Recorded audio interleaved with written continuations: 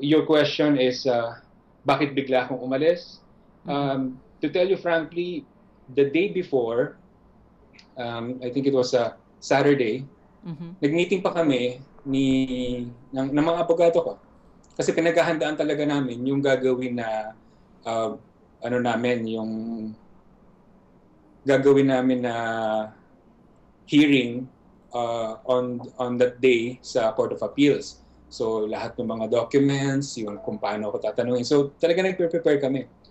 And then nagulat na lang kami, sabi ko nga, may natanggap kami, may nakita nga na piece of paper dun sa car, dun sa parking ng safe house namin.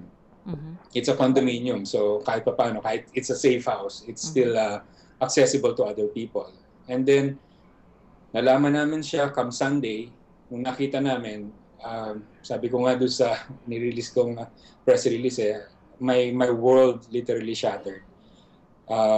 Iba pala pagka isa kang ama, na kahit anong laban mo, kaya mo kaya mong maging matapang, kaya mo talagang suungin kahit na ilang beses na akong pinakulong, sige, kasi alam ko yung pinaglalaban ko at pinaninindigan ko. Pero pagka ang nanganib na ang buhay yung anak mo, sabi ko, doon ko nakita na hindi ko kakayanin pagka may nangyari sa anak ko. Kaya during that time na talagang we have very limited resources at ang dala-dala lang namin, kung ano yung dala namin, kasi yun din dadali namin dapat sa sa Court of Appeals. Come Monday dapat na hearing. Yun lang ang dala-dala namin halos nang umalis kami. We've decided na we're gonna leave the country kasi there's no place else here there in the Philippines na safe kami.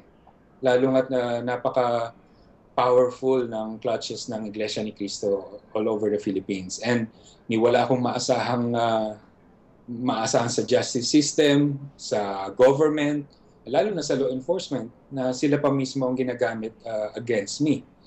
Kaya we've decided na alis na kami. And then, wala akong pinagsabihan. Just a few people lang.